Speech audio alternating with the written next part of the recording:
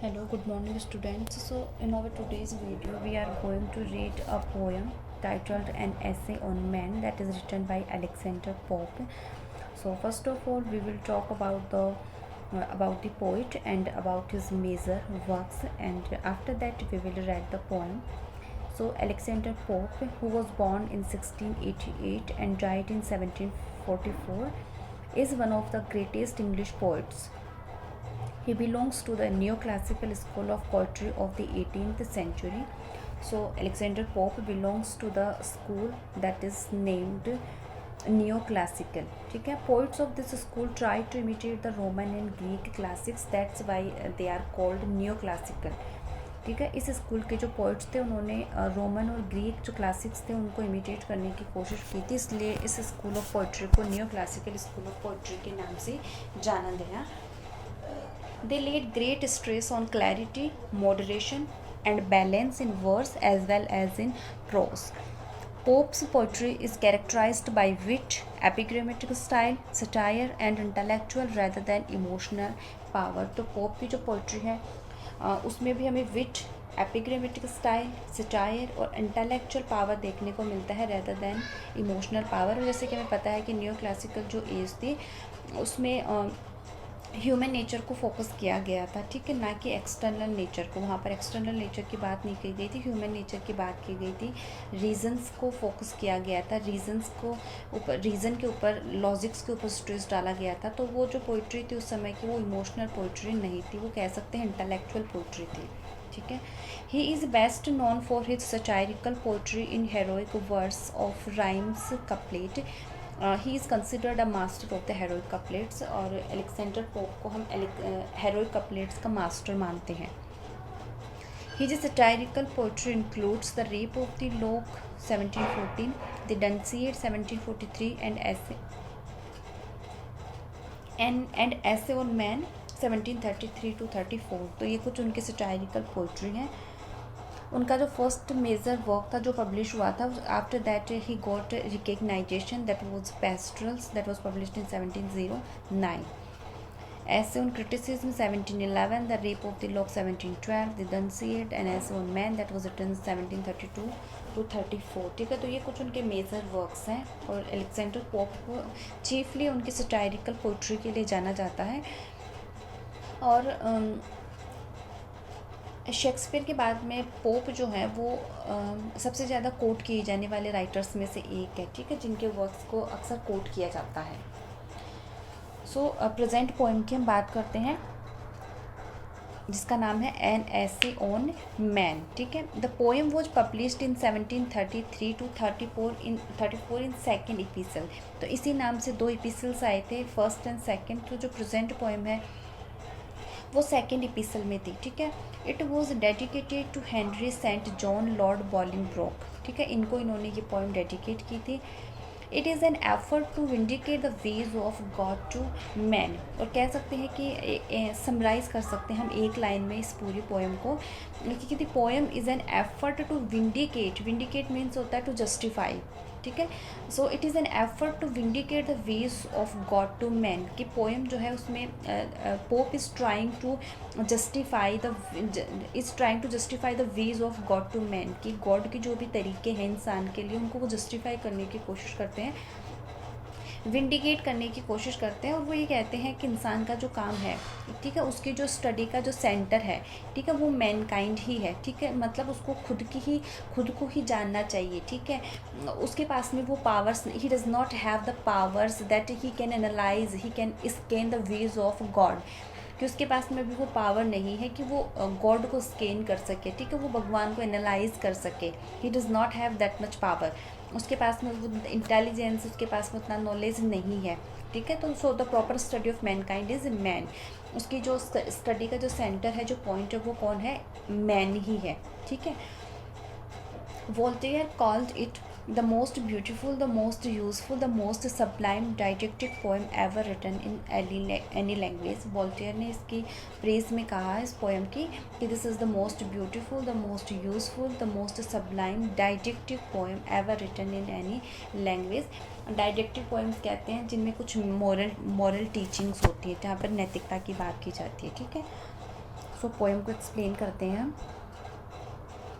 N essay on man, epistle second by Alexander Pope. So सबसे पहले हम एक बार रिसाइट करते हैं पोएम को। Know then thy self.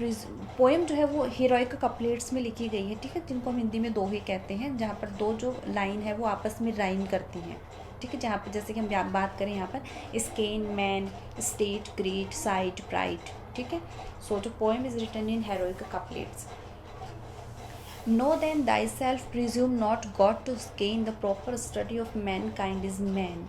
Placed on this isthmus of a middle state, a being darkly wise and rudely great, with too much knowledge for the skeptic side, with too much weakness for the stoic's pride. He hangs between, in doubt to act or rest, in doubt to deem himself a god or beast. In doubt his mind or body to prefer, born but to die and reasoning but to err. Alike in ignorance his reason such, whether he thinks too little or too much. Chaos of thought and passion, all confused, still by himself abused or disabused. Created half to rise and half to fall, great Lord of all things, yet a prey to all. Sole judge of truth in endless error hurled, this the glory, jest and riddle of the world. So first line, first couplet, know then thyself.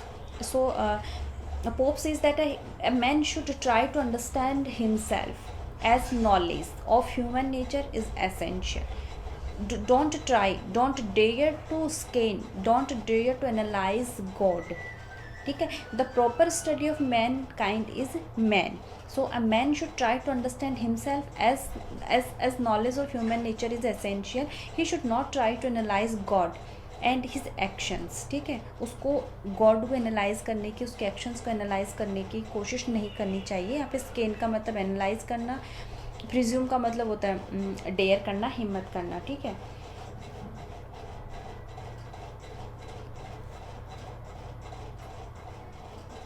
Placed on this isthmus of a middle state, a being darkly wise and rudely great.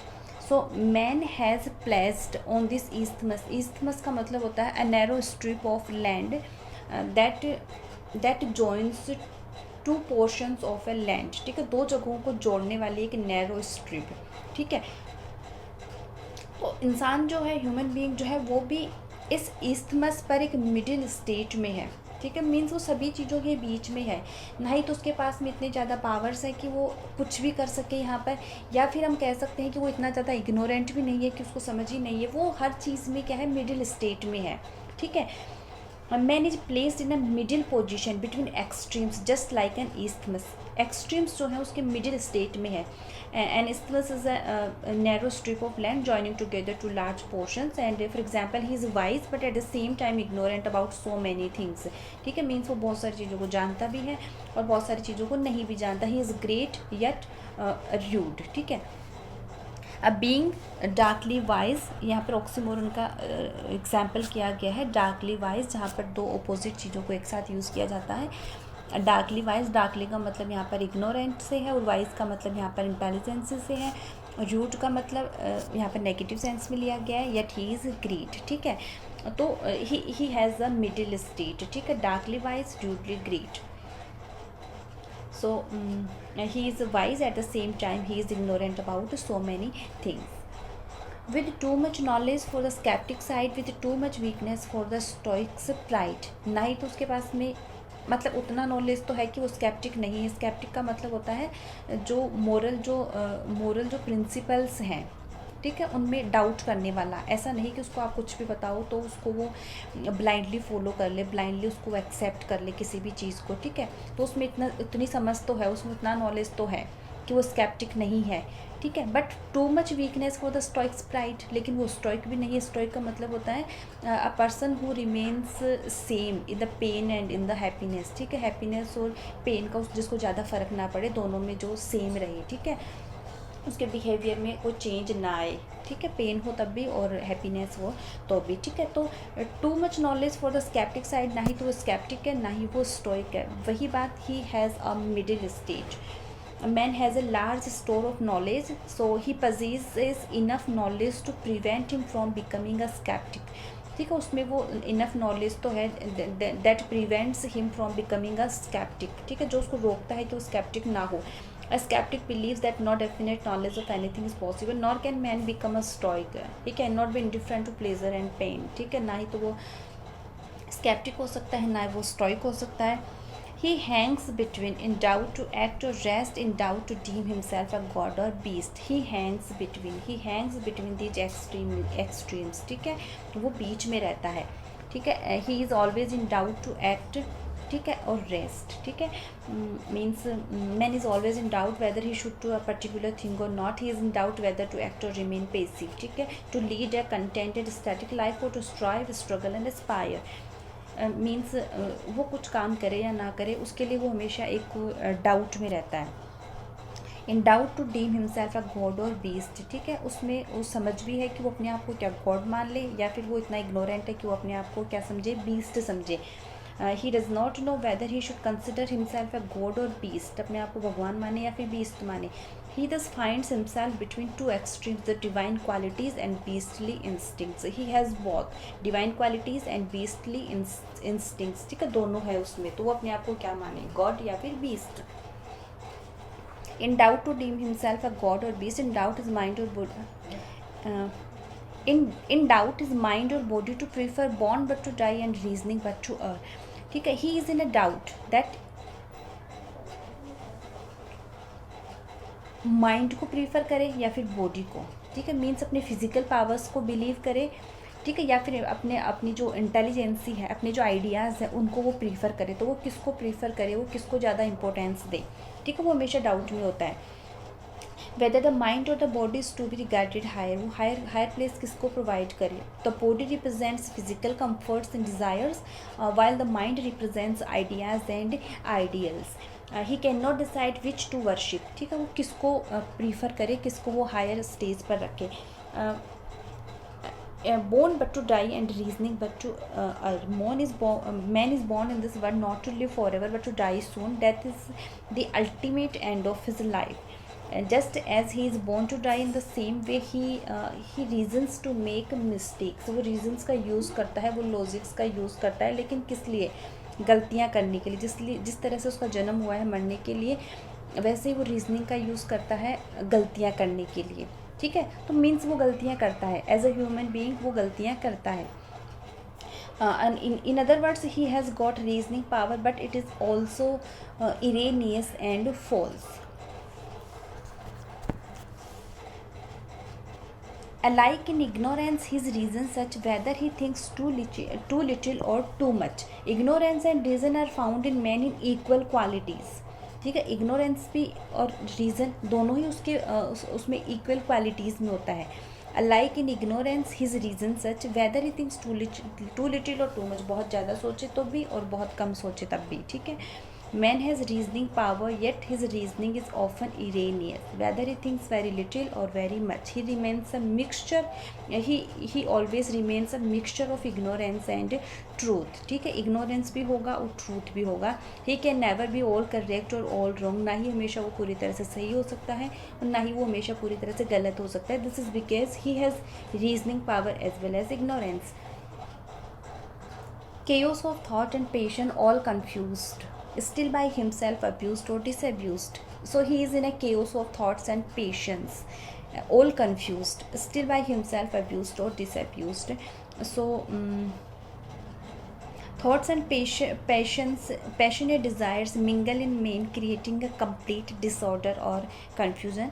And he wants to follow the dictates of his reason, but passion obstructs his path. Sometimes he tries to follow the reason, but passion obstructs his path. ठीक है, एक reasonable path follow करने की कोशिश करता है, लेकिन उसकी जो पेशेंस होती हैं, ठीक है, उसकी जो तीव्र इच्छाएं हैं, वो कभी कभी उसका रास्ता रोक लेती हैं और वो उनमें कैसा रहता है, ऑल कंफ्यूज्ड. लेकिन सभी चीज़ों के लिए वो खुद को ही ब्लेम कर सकता है. स्टिल बाय हिमसेल्फ अब्यूज्ड और डिसअब्यूज्ड. ठीक है, अगर सही रास्ता चुनता है तब भी वो खुद ही रिस्पॉन्सिबल है उसके लिए, और अगर वो गलत रास्ता चूज़ करता है तब भी वो खुद ही उसके लिए रिस्पॉन्सिबल है. So when he is wrong he is himself to blame. When he is on the right path, he does so by his own knowledge. Okay, so thus he can deceive himself by following path or enlighten himself by doing the right thing. created half to rise and half to fall, great lord of all things that are prey to all. So man partly wins over his circumstances and environment, but he cannot overcome completely. ठीक है, partially वो अपने circumstances को और अपने environment को वो जीत सकता है, लेकिन वो overcome नहीं कर सकता है completely. Created half to rise and half to fall, तो कुछ चीज़ों में तो वो जीत हासिल करता है और कुछ चीज़ों में वो फेल हो जाता है. ठीक है, great Lord of all things, he can he regards himself as a lord of all things, but he is a prey to all. ठीक है, means he cannot he controls all things in nature, yet due to his weakness he falls a prey to those very things that he controls. He is the supreme creature of this universe, yet he often feels helpless. जैसे कि हम present pandemic की situation में ही देख सकते हैं कि हमारे पास भी सभी नॉलेज है, हमारे पास में टेक्नोलॉजी है, हमारे पास में साइंस है, डिस्कवरीज हैं इतनी सारी. ठीक है, बट फिर भी हम ये जो नेचुरल अभी हम जो पेंडेमिक हम जो फेस कर रहे हैं उसमें हम हेल्पलेस हैं एक तरह से. ठीक है, हम एक तरह से शिकार बन गए हैं इसका, और हम कुछ भी नहीं कर पा रहे हैं. ठीक है, हमारे पास में सब कुछ होने के बाद में भी हम कुछ भी नहीं कर पा रहे हैं. तो इसी तरह से हम हेल्पलेस हैं. बहुत सारी चीज़ें ऐसी हैं, नेचुरल फोर्सेस ऐसी हैं जहाँ पर हम हेल्पलेस हो जाते हैं, हम कुछ भी नहीं कर सकते हैं. तो ये सेम सिचुएशन वही है. ठीक है, he is the supreme creature of the universe, yet he often feels helpless. Sole judge of truth is endless error hurled, the glory jest and riddle of the world. In spite of his reasoning power, man makes mistakes. Reasoning power होते हुए भी वो गलतियाँ करता है. His reasoning often fails him. So there is something glorious or divine about him, yet there is also something ridiculous about him. So इंसान में कुछ glorious तो है, कुछ divine powers तो है, but still there is something that is ridiculous about him. ठीक है, फिर भी बहुत सारी चीज़ें ऐसी हैं जो रिडिक्यूलस हैं. ठीक है, सो अपन कह सकते हैं ही is a mystery which can not be understood completely. एक मिस्ट्री की जैसी है. So his nature is too complicated to be analyse. हम पूरी तरह से उसको नहीं समझ सकते. वही बात, he has a middle state. He is like an isthmus. ठीक है, प्लेस्ड ऑन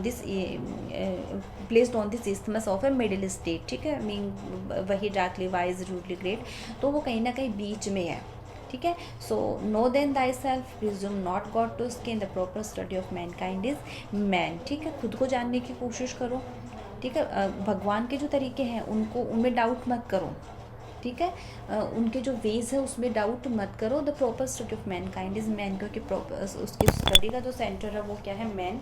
तो ऐसा लगता है जैसे कि पोप जो है वो एक तरह से कंप्लीट बिलीव जो होता है ना भगवान में रखना, कि सभी चीज़ों के लिए भगवान रिस्पॉन्सिबल है. ठीक है, अच्छा करे तब भी और बुरा करे तब भी. तो हमें उसको हमें सही या गलत कहने की हिम्मत नहीं करनी चाहिए. जैसा भी है उसको एक्सेप्ट करना चाहिए, एक्सेप्टेंस होनी चाहिए, क्योंकि आप में तो वो समझ ही नहीं है ना कि आप सोच भी पाओ इस चीज़ को कि अगर ऐसा हो रहा है तो क्यों हो रहा है, या फिर अगर ऐसा नहीं हो रहा है तो क्यों नहीं हो रहा है. हम ये चीज़ सोच भी पाएँ.